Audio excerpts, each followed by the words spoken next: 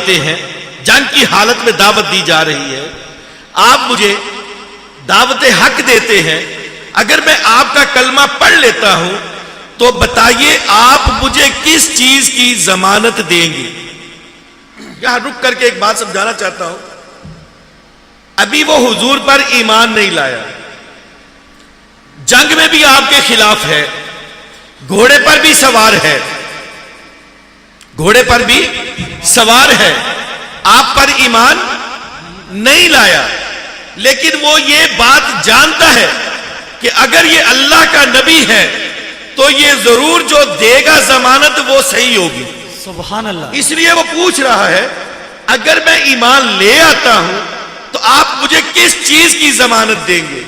آج 14 صدیوں کے بعد ہمارے اندر ایسا بدبخت ٹولہ پیدا ہو گیا جو کہہ رہا ہے نبی تو کچھ دے ہی نہیں سکتا,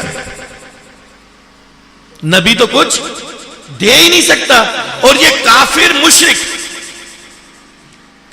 مشرک حضور سے ضمانت مانگ رہا ہے. آپ نے فرمایا اگر تو میرے ہاتھ پہ ایمان لے آئے تو میں تجھے جنت کی ضمانت دیتا ہوں. سبحان اللہ. جنت کا مالک کون ہے؟ اللہ رب العزت. جنت کا مالک سب کو پتا ہے نا, ہر شے کا مالک اللہ ہے. میں نے ایک اشتہار لکھا, میں نے اس میں نبی پاک صلی اللہ علیہ وآلہ وسلم کو مختار لکھا. ایک شخص نے کہا جی تسی کفر کیتا ہے, تسی مختار لکھ دیتا ہے.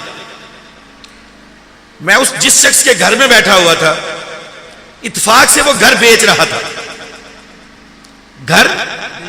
تھا, میں نے کہا اس گھر کا مالک کون ہے؟ کہتا جی میں ہوں. کون ہے؟ میں ہوں. میں نے کہا تم نے یہ بیچتے ہوئے ایک مختار نامہ لکھوایا ہوگا. کہتا جی بالکل لکھوایا ہے.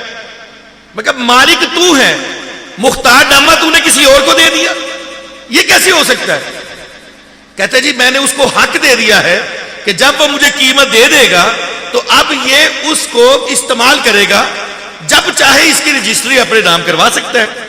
تو میں نے کہا تو ایک انسان ہو کے, ایک مکان کا مالک ہو کے, اپنے اس مکان کو مختار نامہ کسی کو لکھ کے دے سکتا ہے, اور وہ جو خالق کائنات ہے وہ اپنے محبوب کو مختار نامہ نہیں دے سکتا. سبحان اللہ. نعرہ تکبیر, نعرہ رسالت, نعرہ رسالت, علماء اہل سنت. جنت کا مالک اللہ وحدہ لا شریک ہے, لیکن اس مالک نے جنت کا پاسبان, جنت کا سب کچھ, جنت کا مختار خاص, جنت کا مختار عام, جنت کا والی وارث, جنت میں لے جانے والا, جنت میں بھیجنے والا, خدا کی قسم اپنے محبوب محمد کو بنایا ہے صلی اللہ علیہ وآلہ. سبحان اللہ, سبحان اللہ. بے شک.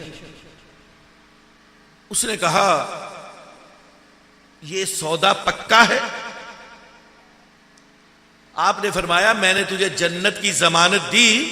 اس نے سوال کیا اے مسلمانوں کے نبی یہ سودا پکا ہے؟ وہ یہ سوال کیوں کر رہا ہے؟ اسے ایک ہی بات میں مان جانا چاہیے. دراصل وہ کافر ہے, مشرک ہے, اور کافروں کے اندر بڑے بڑے سردار جو تھے وہ وعدہ کر کے مکر جایا کرتے تھے. میری بات کو غور سے سمجھیے گا. کافروں کے اندر یہ ریت تھی کہ وہ وعدہ کر کے مکر جایا کرتے تھے. مسلمانوں کیا یہ چیز تمہارے اندر تو نہیں آ گئی؟ میرا پیغام ہے تمہارے لیے, کیا یہ چیز تمہارے اندر تو نہیں آ گئی؟ میرے اندر تو نہیں آ گئی؟ اگر آ گئی ہے تو اس کو ابھی ختم کر دیں, اور یہ کہا کریں میں کوشش کروں گا. وعدہ نہ کیا کریں, وعدہ وہ کریں جو بالکل پورا کر سکتے ہیں. میں کوشش کروں گا. یہ جو مسٹر موبائل آگے ہیں یہ آپ سن رہے ہوتے ہیں, میں نے اکثر لوگوں کو ڈانٹا ہے, ہاں جی کہاں پہ ہو؟ اے بس 5 منٹ تیرے کول ہم کلمہ چونک پہنچ گیا, ہندا چبرجی ہے. بظاہر تو اس نے کچھ بھی نہیں کیا, لیکن اس نے بہت بڑا جھوٹ بول دیا. اور میرے کریم آقا نے فرمایا مسلمان بڑے سے بڑا گناہ کر سکتا ہے، جھوٹ نہیں بول سکتا. بڑے سے بڑا گناہ کر سکتا ہے، جھوٹ نہیں بول سکتا. مسلمانوں ہم وعدہ خلاف، ہم جھوٹے، تو قہر خداوندی کیسے نہ نازل ہو. موسیٰ علیہ السلام نے پوچھا یا اللہ تیری رضا اور تیری ناراضگی کا کیسے پتہ چلتا ہے؟ تیری رضا تو خوش ہوتا ہے یا جب تو ناراض ہوتا ہے تو کیسے پتہ چلتا ہے؟ اللہ تعالیٰ نے فرمایا موسیٰ جب میں کسی پر عادل، نیک، اچھا حکمران مسلط کر دوں تو اس قوم سے میں خوش ہوتا ہوں، سبحان اللہ. اور جس قوم پر قاتل، بے ایمان، زانی، شرابی، جواری حکمران مسلط کر دوں اس قوم سے میں ناراض ہوتا ہوں. میں تمہیں